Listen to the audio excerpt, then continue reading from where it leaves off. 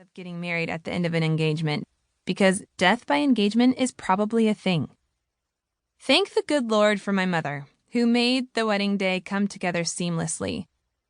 She could legitimately run the world with her brains and fortitude.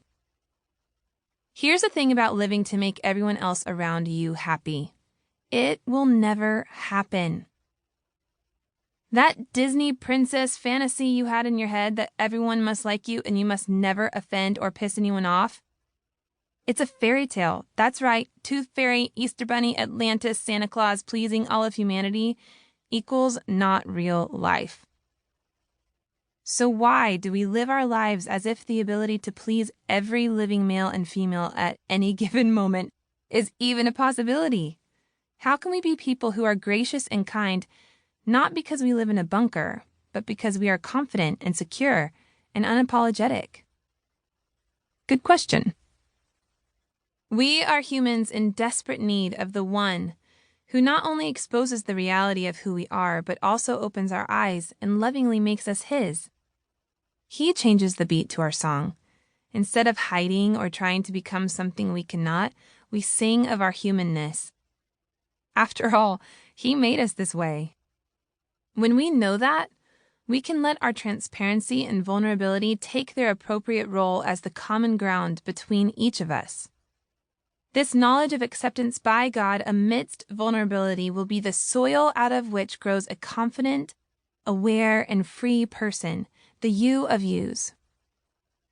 In this audiobook, we are going to journey together through the question I get asked most often: how do you pull it off?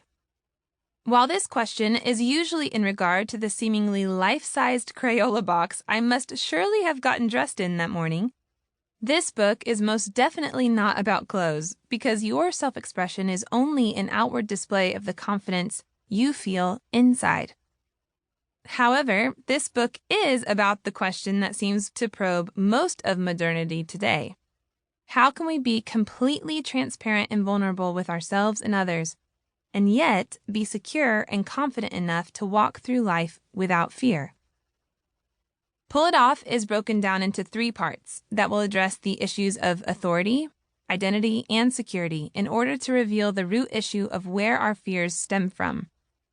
We can then maximize our true identities and lean into our unique gifts due to a grounded belief in our acceptance of others, our acceptance by God, and ultimately the acceptance of ourselves.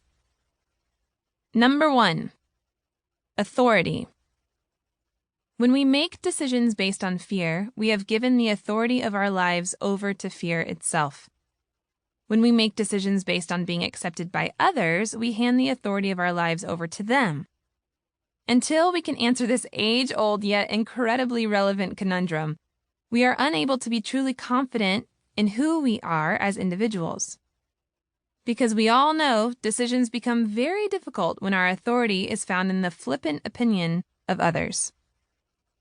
So who or what do we allow to be our authority when it comes to our own lives? I'm not talking about whether or not you need to be paying attention to traffic lights or police officers. I'm talking about the outside voices we listen to.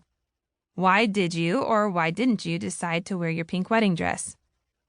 Was it because you decided that you actually loved the traditional idea? Or was it because you saw one too many questioning eyes and confused looks and awkward responses? Only you can answer why you make the decisions you make.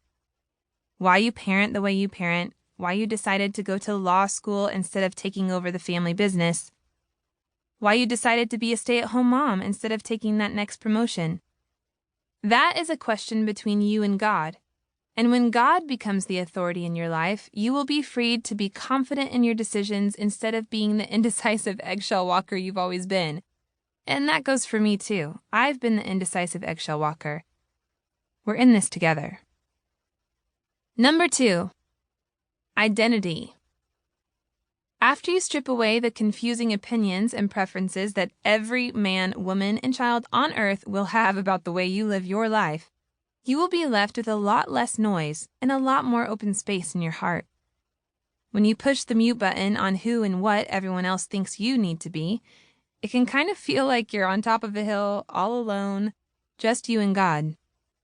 However, this also means pushing mute on that